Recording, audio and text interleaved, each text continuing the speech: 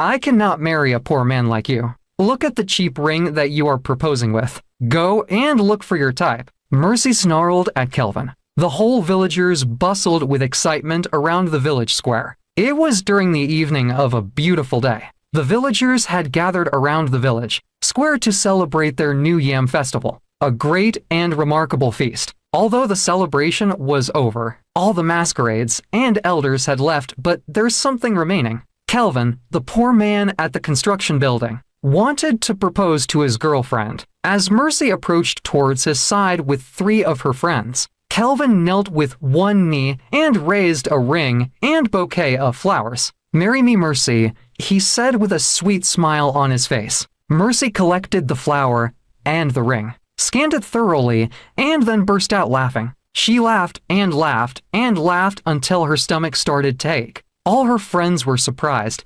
People around them were surprised as well. They all stared at Agape. Mercy laughed, spun around and threw the ring and the flower on the ground, and began to match it with her legs. People stared at her with shock expression. "Do you think I will marry a man like you?" she said. Then she swooped low and picked up the ring. The ring was covered in dirt. "Look at the ring you are proposing with. A cheap ring." She thrust the ring into Kelvin's palms. Kelvin didn't say anything. He was just staring at her, watching all the drama. People casted a pity look on him. "Your mates are proposing with a costly diamond ring, and you are giving me this." She sighed and shook her head in disgust. One of Mercy's friends moved to him and said slowly, "I am sorry for what happened." Kelvin nodded his head and left calmly. At the spot where the part was divided into 3, one of Mercy's friends, called Immaculate, stopped her. "What was the meaning of that?" Immaculate asked, her face twisted in anger. "Meaning of what?"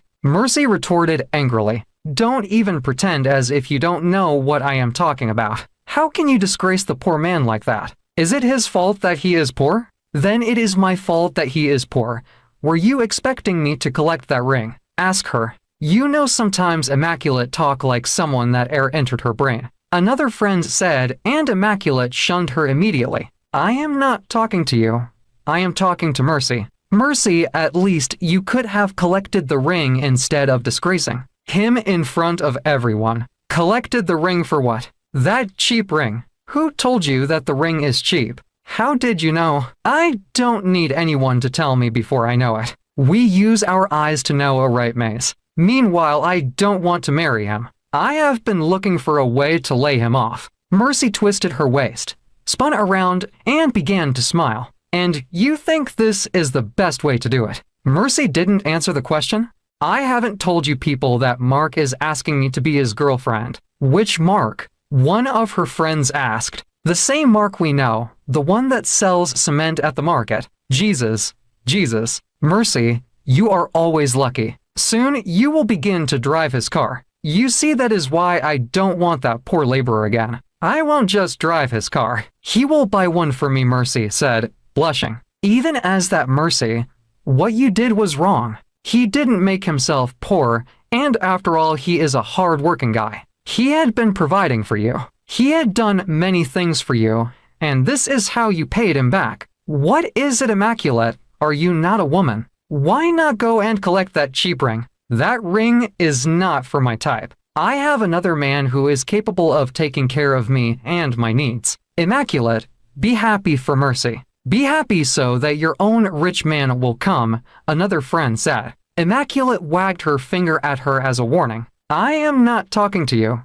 Mind your business." As they were going home, Mercy continued to share the good things Mark did for her, all the promises Mark made, and the places he would take her. She told them that Mark promised to take her to the city after marriage. She described the kind of honeymoon she would have with Mark after their wedding. He had also promised to open a big shop for her after marriage. Immaculate had no other option than to be happy for her friend. It wasn't easy to get a man like Mark. Many girls could do anything to have him for themselves. Mark was one of the rich guys in the village, or perhaps the richest. He sold cement and drinks. They all talked about how her traditional marriage would look like, the way they would dance and jubilate on that day. They all laughed and laughed until they reached the path, where they took different routes. that lead to their homes. Are you still going to stream tomorrow? Mercy asked. Yes, I will go, the three friends said in unison.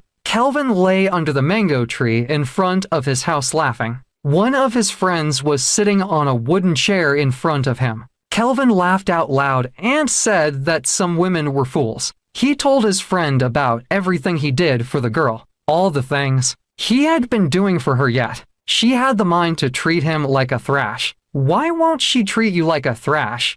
I told you that your idea is wrong. You can't get women by pretending to be poor. His friend said, My guy, this is the best way to know a woman that loves you. This is how to make sure that you are not getting married to one of Delilah's daughters. Guy, this is wrong. I don't even know how you feel comfortable wearing this nonsense all in the name of. I want a woman with good heart. See, you won't understand, but I do. I was 12 when my mom died. When my stepmother started coming over to the house, she was nothing but a perfect woman. She treated me and my siblings like kings and queens. But all these disappeared the moment my father married her into our home. This woman's maltreatment towards us back then was like hell. My father continued to complain and also pleaded with her to stop, but she continued. She pushed my father into drinking. Her attitude drove my father away from home, and do you know what killed my father? His friend didn't say anything. He was only staring at him, listening attentively. Heart attack killed my father. His friend's eyes widened in shock. Yes, that's what killed my father. Do you know why? Because my so-called stepmother pulled out half of the money in his money and sent her brother outside the country. My father couldn't withstand all that and his voice trailed off. Guy, this is why I vowed that I better spend my life as a happy bachelor than to marry a wicked woman like my stepmother. Any woman that will love money more than she loves me is not my wife. I consider such a woman to be like my stepmother. And you think you will see that in this village? I mean the type of woman you are searching for. Yes, I will, Kelvin said firmly. His friend nodded his head and said that they will see how it goes. How I wish that Mercy knew who you are and the cost of that ring that you gave her. His friend murmured, and they laughed. She said that I gave her a cheap ring, Kelvin said, and they both laughed out loud.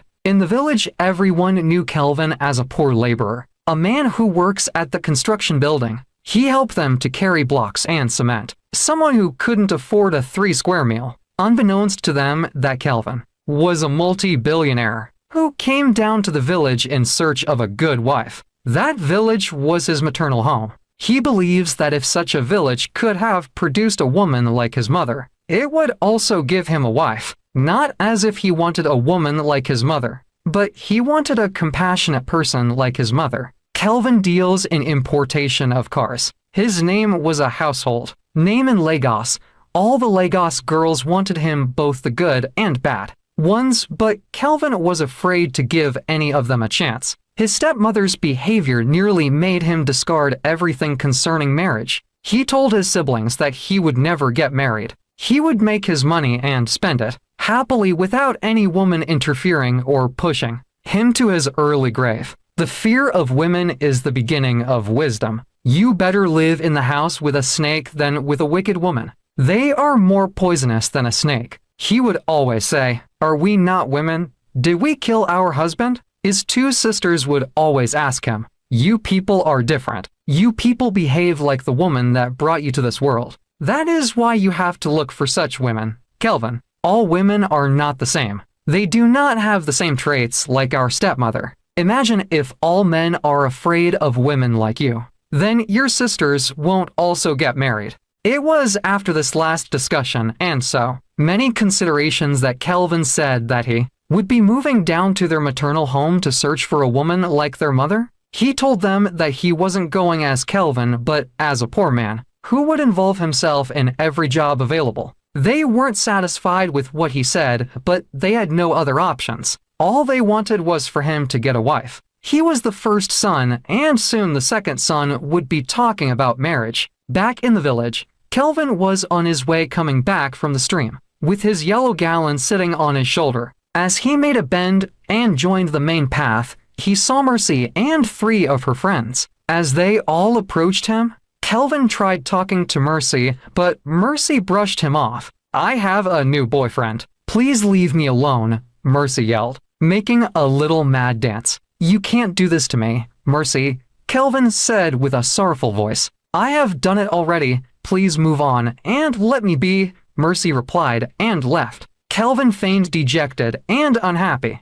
He stood there for a while staring at their back, but then he noticed something. One of the girls turned more than 3 times to look at him. Could that be a sign? There's something in her eyes that captured Kelvin's heart. There was something in the way she looked at him, the way she stared at him. And that friend was immaculate. Kelvin knew her as Mercy's friend, and nothing more, but on that very spot he told himself that he was going to know the girl more. The next day Kelvin was returning from his daily job. His body was covered in dirt. Then he saw Mercy and other girls sitting under the big mango tree. At first he didn't know if he should approach them or not, but then he decided to go to them. They would only laugh at him. As he walked towards them, he noticed their lips moving. They were saying something. And then Mercy sprang up forcibly and stood astride with her too, hands across her breast. Have I not warned you to stay away from me? Kelvin,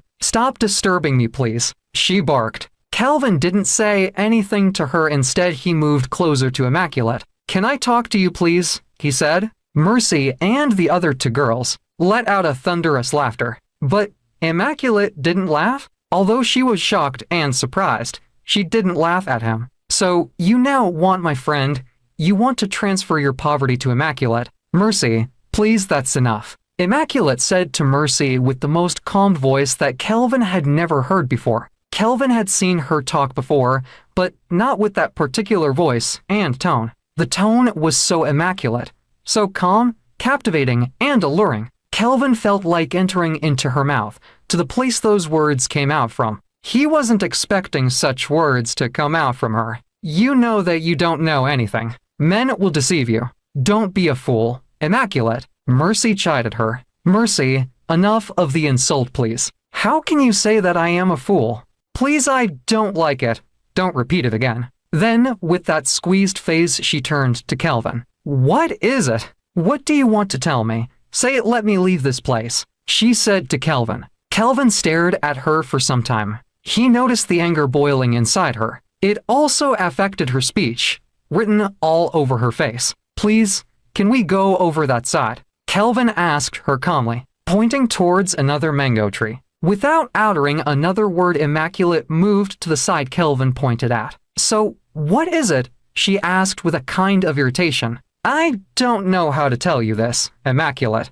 I like you, Kelvin said, and Immaculate didn't know when she burst out laughing. You like me because Marcy rejected your proposal. I didn't know you to be like this. I thought you are a modest guy, but this is out of it. I am who you think I am, a modest guy. I have liked you from the day I saw you with Mercy. Just give me a chance to prove it to you. Please, with all due respect, don't stop me again with this topic in your lips. I am not interested in doing anything with you, Immaculate said, and left angrily. Her friends ran to her laughing. What did he say to you? Mercy asked, mockingly. What else? He said he likes me, Immaculate replied. Mercy and the other 2 friends began to laugh at her. Abruptly, Immaculate stopped and fixed her furious gaze at them. Why are you guys laughing sheepishly like goats? She asked them. He loves you, they said in unison and began to laugh again. Is there anything bad in that? She asked them. If there's nothing bad in it,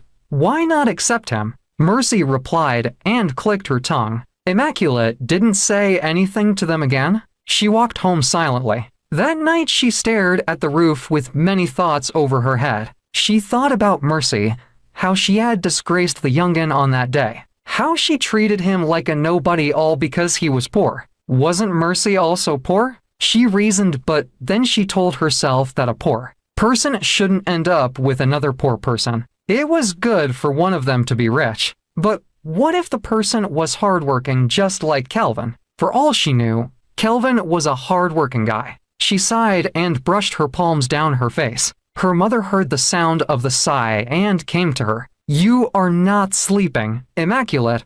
What is the problem? Her mother asked. Mama, I just woke up to pass water. I am going back to bed. Her mother nodded her head even though she wasn't oblivious of the trouble in her face. Since she returned home in the evening, two of them were more like friends than mother and child. Immaculate took her mother as her best friend. She shared all her secrets with her, and that was why her mother didn't probe more to know what was wrong. She knew that her daughter would never hide anything from her. The next day, Immaculate was on her way home from the market when she met Kelvin along the dusty path. As a good girl she was, she greeted Kelvin and then tried to walk away, but Kelvin stopped her. "Immaculate, what are you saying concerning what I told you the other day?" Kelvin said. "What else, Kelvin? I told you that I am not interested. Do you not want to associate yourself with a poor man like me?" Kelvin mumbled. "Kelvin, it is not about being poor or not. It is about respect and integrity, and I think you should respect that." She began to walk away, and Kelvin followed her. "Which integrity? I said that I love you. Does that make me a man without integrity?" "No, that wasn't the fact. The truth is that you dated my friend. You also proposed to her, and now you are here prophesying love to me because she rejected your proposal. I know that I am wrong in that aspect, but I can't help it. Please give me a chance. Kelvin, please, with all due respect, leave me alone. I have respected you enough. We are close to our house, and I wouldn't want any of my elder brothers or my mother to see us together. Then give me a good reply. Immaculate, tell me what I want to hear. I have told you what my answer is. Leave." Immaculate stopped when she saw her mother coming towards them. "Have you seen what you have caused now? My mother is here now," she said angrily, and Kelvin apologized. "Let me start going then." "No, don't go. Going will make it worse. She might think that I have something to do with you." "Good evening, Ma," Kelvin greeted. "Good evening. My son, how are you?" "I am fine, Ma." "Mama, good evening," Immaculate said with a fearful voice. "My son, this your face looks like someone I know, although the woman is dead." Kelvin wanted to ask the woman who. He wanted to know if she was talking about his mother, but he decided to be quiet. Someone had told him before that he resembled someone in the village, and when he asked the person who, the person replied John, and that John was his uncle who lived in the USA. Kelvin smiled and told the person that at times too, unrelated people could look alike. Immaculate set the basket containing what she bought on top of the small table. Inside their thatched kitchen, she knew that her mother would ask her questions about Kelvin. She was also surprised that her mother behaved calmly in front of Kelvin. It was unlike her. As she was thinking on what to say if her mother asked her any questions,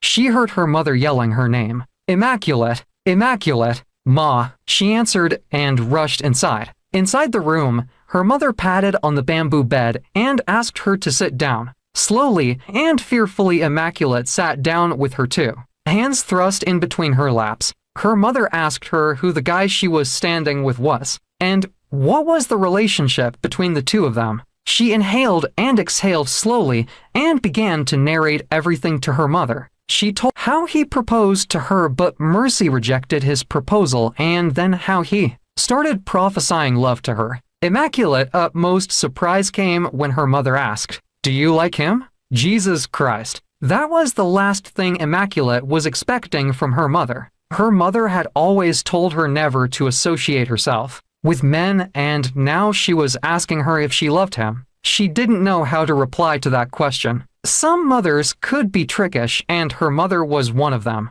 Your sincere answer could become the worst answer. So she stared at the roof quietly. "Immaculate, I have noticed that your heart has been troubled for over 1 week now. Forget about Mercy and ask yourself if you love him. I like responsible boys. What I don't like are all those ones roaming the whole village, looking for girls to destroy their lives. You are no longer a baby, and according to your explanation, he is ready for marriage, not boyfriend and girlfriend thing." "Mama, but he dated Mercy. Did you not just say that Mercy will be getting married to Mark?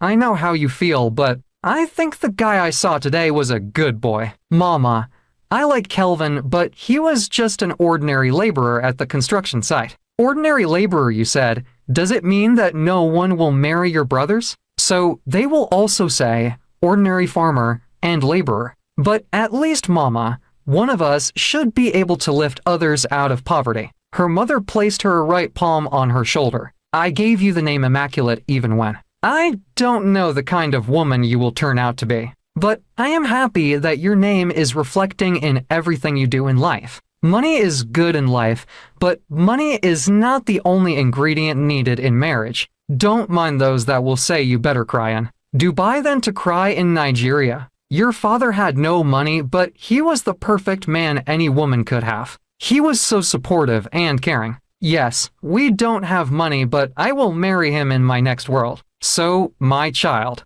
I think you should look past a man's pocket when you are looking for a good husband. Search for a man that will treat you like a queen even inside a thatched roof than a man that will treat you like a snake inside a luxurious mansion. Mama, thank you, I have heard you. I will think about it. That's why I called you my daughter.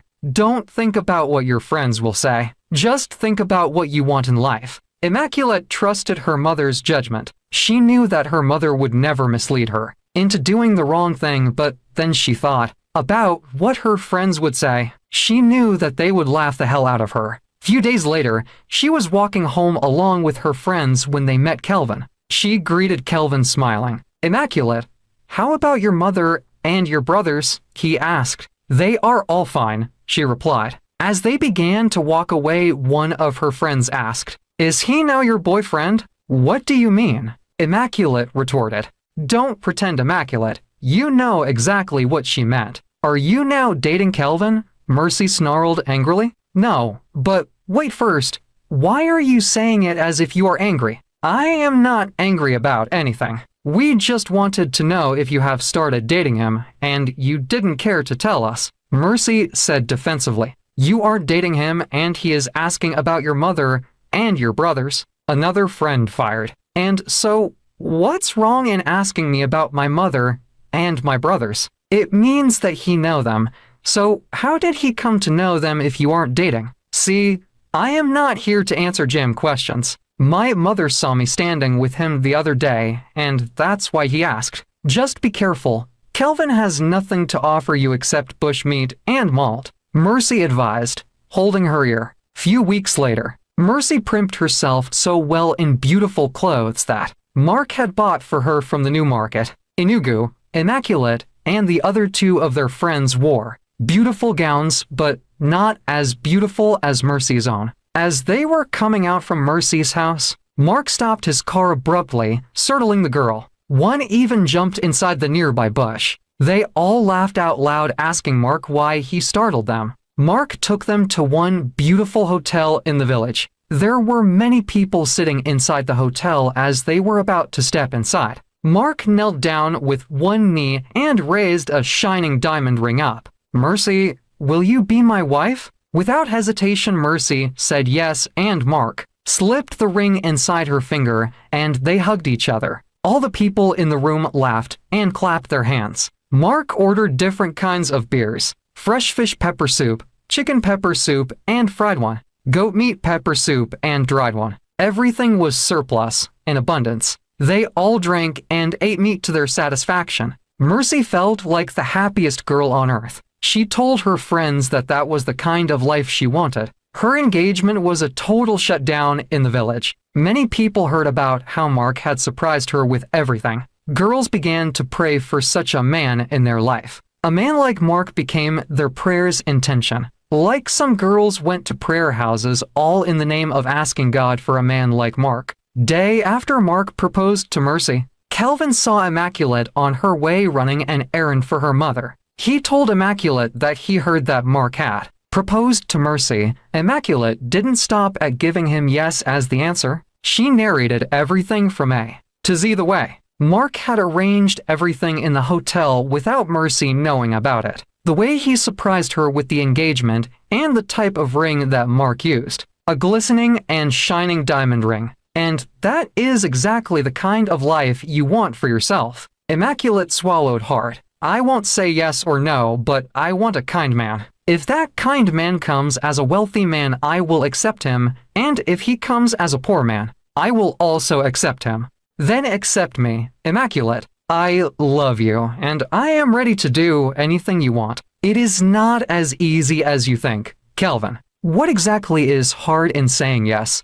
Mercy is already engaged to Mark. Please accept my proposal. Okay, Calvin, I will think about it. Give me some time. No problem. I will be waiting for your favorable reply. Calvin said, smiling. Few months later, Mercy and Mark got married both in church and in traditional. Their wedding was one of the best weddings that had happened in the village. People from far and near embraced the occasion. Rich men from the city were like sands on earth on that day. People talked about their marriage. They said that they knew that Mercy would get married to a rich man. Immaculate was her chief bridesmaid, which made her noticeable to most of the men in the wedding. Some of the men approached her directly while some sent messages through Mercy. But Immaculate was already entangled in love with Calvin. She rejected all their marriage proposals. Mercy was furious with her. She told Immaculate that that was her only way to taste good life. Some of the men also promised to take her to the city,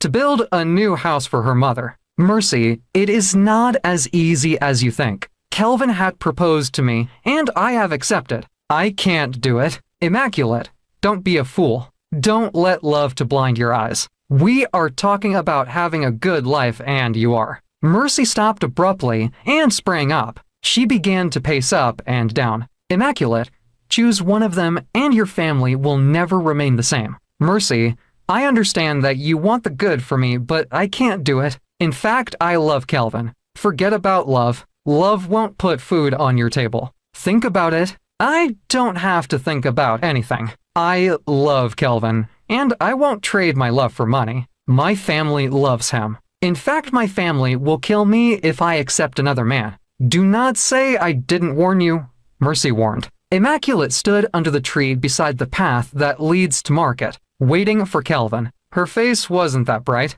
It seemed as if she was considering what Mercy had told her. It was true that she loved Calvin, but she also wanted a rich man, someone as rich and wealthy as Mark. While she was busy deliberating on it, Calvin came from her back and tickled her on her waist. She jumped out startled, her face squeezed, and that made Calvin to suspect something. Calvin breathed out heavily and asked, "What's the problem, Immaculate? You haven't been yourself since after Mercy's wedding. Why do you look angry all the time?" Immaculate shook her head, forcing a smile on her face. "I am fine. I am not angry. You won't deceive me. Tell me what the problem is. Why are you always moody?" Calvin persisted. Immaculate didn't know what to say or perhaps how to say it. The day before, her mother had also noticed her mood swings. It was easy for her to share her worries with her mother. After narrating everything, her mother only told her to follow her heart, that she was big enough to know what she wanted. Her mother's reply made it worse. It was bad to tell a girl who to get married to. The only thing you can advise the girl on was to consider the right thing while choosing a husband, her mother had told her. Now she was standing in front of Calvin dumbfounded. "I know that you met so many rich men on that day. You can choose any of them." Calvin said, feigned to be angry. Immaculate was so surprised. She hadn't expected such from him. "Calvin, what are you saying?" "You know what I am saying. I know that Mercy never supported this relationship. Go and choose from those men she had arranged for you. After all, they are all rich. God forbid I will never accept any of them. I love you, and I want to be with you. Mercy is only putting confusion over my head." Calvin smiled. "I love you also, but I won't stop you if you want to marry a rich man. It is good. Marrying a rich man is good. Yes, very good, but everything is not about being rich. Calvin, I love you, and my family loves you. With two great minds like ours, we can become rich. It will only take time, but I know that we will make it." Calvin laughed and carried her up. "You are as pure as your name implies." Mercy continued to show Immaculate the reason why she needed a rich man. She continued to visit her and to show her what Mark, her husband, bought for her. Mark always bought new clothes for her each time. He traveled to New Market Enugu. Immaculate loved them. She loved the fact that Mark was rich and also knew how to treat his woman. It was that beautiful, but she also appreciated the ones Calvin was doing for her. Calvin wasn't that rich, but each time he traveled to Enugu, He would always buy something for her. At times, cake clothes or slippers. She was satisfied with it. After all the fingers were not equal. I want to come and see your family tomorrow, Kelvin said Immaculate as they both sat under a tree. Why? Immaculate asked curiously. Immaculate, I want to marry you. I want us to make it official, Kelvin said, taking her hand into his. Do you want me to come? He said finally. Kelvin, I have been waiting for a day like this, Immaculate said in a sing-song voice. So, what you are saying in essence is that you want to marry me. That you will marry me. Yes, I will marry you, Kelvin. Kelvin drew her closer and embraced her tightly. Kelvin only did introduction and palm wine, carrier, and then Immaculate move into his small house as his wife. He didn't do traditional marriage or white wedding. Within a few months after the introduction, Immaculate became pregnant with her first child. Mercy and others laughed and mocked her for choosing a poor wretched laborer over the rich men that came to marry her. Mercy found every means to mock Immaculate and Kelvin. So, what are you going to do now? Mercy asked Immaculate one day as they both sat in front of Mark's shop. Do about what? Immaculate asked curiously. About your pregnancy? You haven't even done your traditional or white wedding, and you are pregnant. Mercy, Kelvin doesn't have the money now. When the money comes, he will do it. He will do what? Mercy laughed. He won't do anything again. When is the money going to come? She laughed again and again. Mercy, I don't care about traditional marriage or white weddings. The most important thing is that Kelvin had paid my bride price. He can do any other thing after? Immaculate said firmly. Mercy smirked. I wish you listened to me. See the way this pregnancy has turned you. She mumbled. One evening Mercy was inside her kitchen, cooking jollof rice and beans when Immaculate came in shading tears. What is it? Why are you crying? Mercy asked Immaculate. Mercy, my husband has been sick. We don't have any food in the house. As I am talking to you now, we don't even have any money for medicine. Has it gotten to that extent? Mercy asked and folded her hands across her breast. Mercy, it is worse. Look at me, a pregnant woman. But I haven't eaten anything for 3 days. I don't even want my mother to know about it. My mother and my brothers have suffered for me. I don't know what else to do again. But I told you not to marry that man. I told you that love doesn't put food on the table. Now see it. See what you have done for yourself. Instead of your husband feeding your family. Mercy, please stop. Stop it. How many times do I have to tell you that I love Kelvin? You love Kelvin, right? Go home and eat, love. You think I didn't know when I rejected his proposal. I didn't come to this world to suffer. Go and eat, love, Mrs. Love. Immaculate shook her head and ran her hand on her big stomach. I pity the child inside my womb, she sighed. Mercy dished food in a plate and placed it in front of her. Eat this one, Mercy said. With great speed, Immaculate grabbed the plate of rice and sprang up. What is it? Mercy asked surprisingly. I am taking it home. Kelvin hasn't eaten also. 2 of us will share it. See the way you are suffering because you didn't listen to me. Immaculate didn't allow Mercy to finish. What was in her mouth? Before she ran out of the compound with the plate of food, Mercy hissed and sank on the couch laughing. A stubborn fly follows the course to the grave, she murmured softly. Kelvin was inside the house with her to palms, clutched on his cheeks when Immaculate came in with the food. She placed the food on the mat, went inside, and came out with 2 spoons. Where did you bring the food from? Kelvin asked. Immaculate fell silent. She didn't want to tell Kelvin. Where she brought it from yet, she didn't want to lie to him. Is it from your mother's place? How is she? Kelvin asked again, and Immaculate shook her head. No, Kelvin. I got it from Mercy's house, and I decided to come and share it with you. Immaculate said slowly. From Mercy's house? How? Why? Why did you do it? I thought you were going to your mother's place. Immaculate swallowed hard, contemplating the best way to put her words. Kelvin, I was only trying to help. I know that my mother and my brothers are helping us, but I don't want them to see it as if they are the ones feeding us. Kelvin, I don't want anyone to look down on you. Not even my family. You don't want anyone to look down on me. but you went to beg Mercy for food. Mercy that you know that she wouldn't hesitate to tell the whole village that you begged her for food. I didn't beg her for food. She gave me food to eat, but there's no way. I will eat it alone knowing that you are sick and you haven't eaten anything. Immaculate said, I know that you must be regretting why you got married to me, to a man that couldn't take care of his pregnant wife. Why are you saying this? I will never regret getting married to you. We are like this now because you have been sick for weeks. When you get better and start work, all these things will stop. Kelvin, I believe in you. I believe you will make it in life. Everything will be fine. I don't know how, but everything will be fine. Immaculate said and buried her face on his chest. Kelvin ran his finger on her head and muttered, I think you should sell that ring I gave you. Maybe it will help us cook small soup. What? Which ring? Immaculate forcibly removed her face from her chest and asked, The ring I gave you.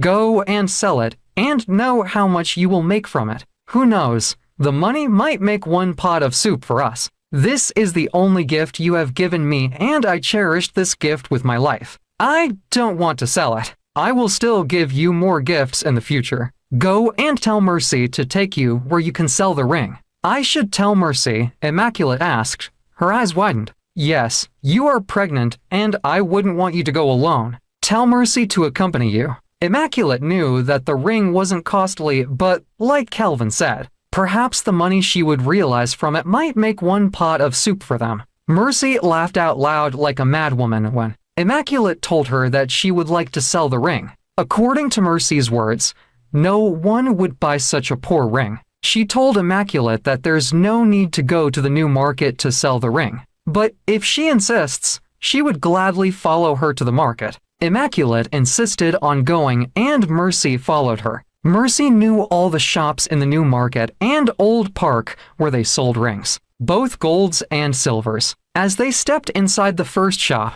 Mercy pulled out her ring and asked the man how much he would buy her ring. The pot-belly man turned it this way and that way. Then he said 100,000 naira. Mercy winked her eyes at Immaculate and then collected her ring from the man, telling the man that she wasn't the one selling her ring.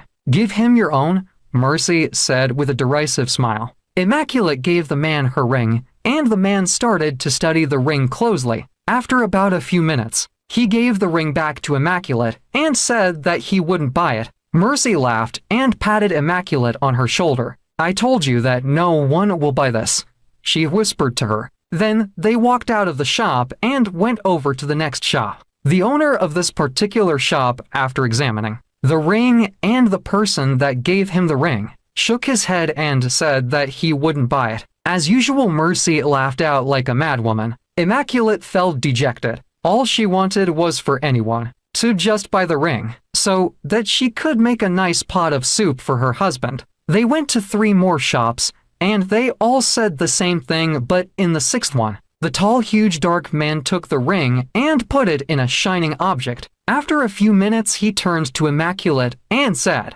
I will buy it 50 million naira. What? Immaculate and Mercy screamed in unison. I won't put anything again. Oga, we are talking about the ring, not the child in her womb. We are not selling human beings. I am also talking about the ring.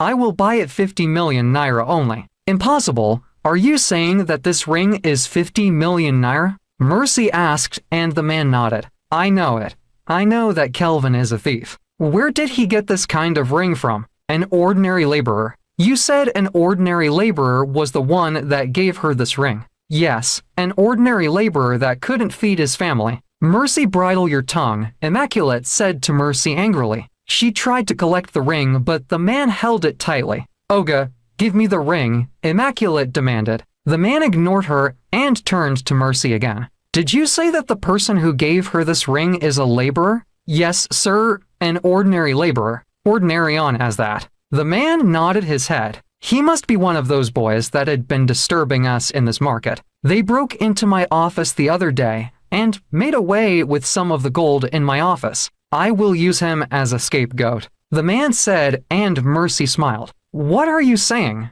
My husband is not a thief. Immaculate pleaded. Mercy laughed out loud and told her that Kelvin was a thief. There's no way he could afford such a ring if he wasn't a thief. Immaculate tried to plead with the man. She also asked the man to take the ring and leave. Her husband, but according to the man, he would arrest whoever the laborer was because he knew there would be more stolen gold in his house. The man put a call across, and within some minutes, police vehicles arrived with about 10 policemen. Immaculate cried and begged them. She tried every means to convince them that her husband wasn't a thief. Meanwhile, Mercy, who was supposed to be her rock and consoler, was the one mocking and laughing at her. She screamed it out to everyone's hearing that they were going to catch a thief. Some of the villagers followed them. Some were holding sticks while others were holding medals. They were all chanting that they didn't want a thief in their land, that they must deal with him.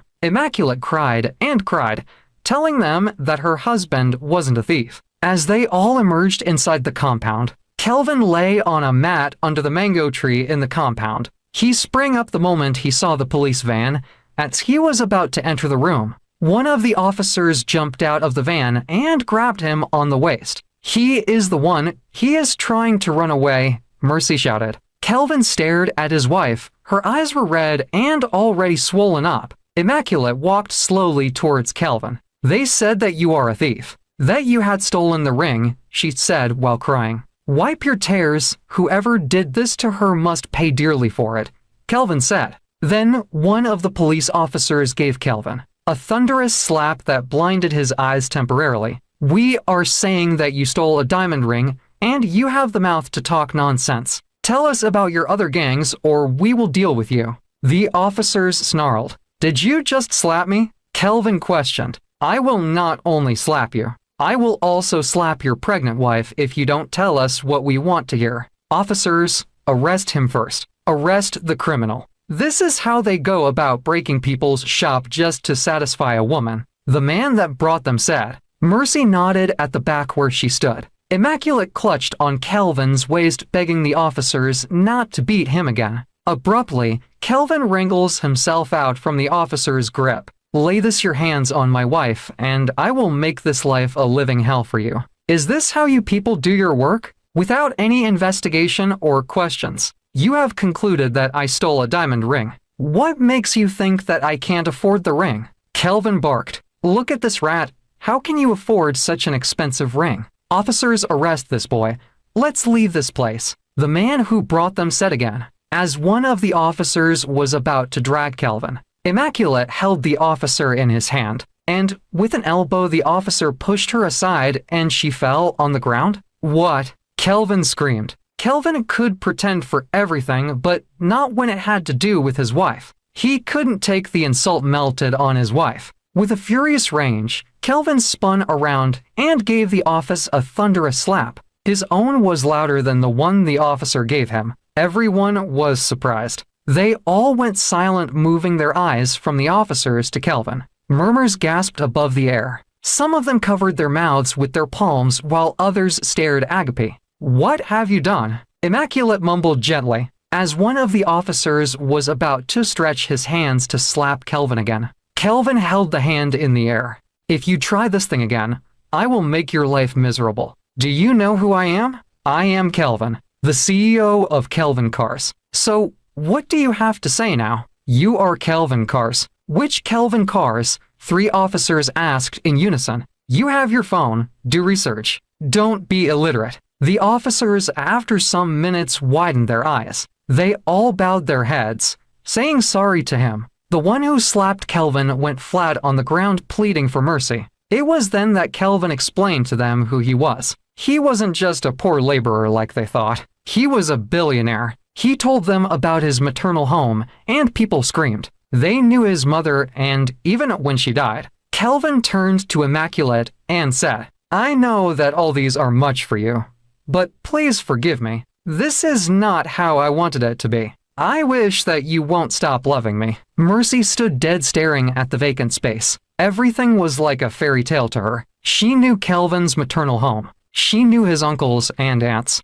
and also how rich they were. It wasn't a small show, but the officer and the men that brought them left in shame. Days later, Kelvin took Immaculate to a very beautiful and immaculate mansion. As they were stepping inside the compound, many housekeepers came out and bowed to them. "Olga, you are welcome. You are welcome, madam." Immaculate swallowed hard and smiled sweetly, like she had always said. All she wanted was a good man, and if the man came as a rich or poor man, she would gladly accept him. She had accepted a poor man, but the poor man had turned into a rich man. Kelvin celebrated a big traditional and white wedding that left all the villagers dumbfounded. Mercy felt like one floating on top of water in all that happened. She didn't know if she should be happy for her friend, or to be sad that she threw the diamond ring away the time it was given to her. But at last she still thanked God that Mark was also rich, though not as rich as Kelvin.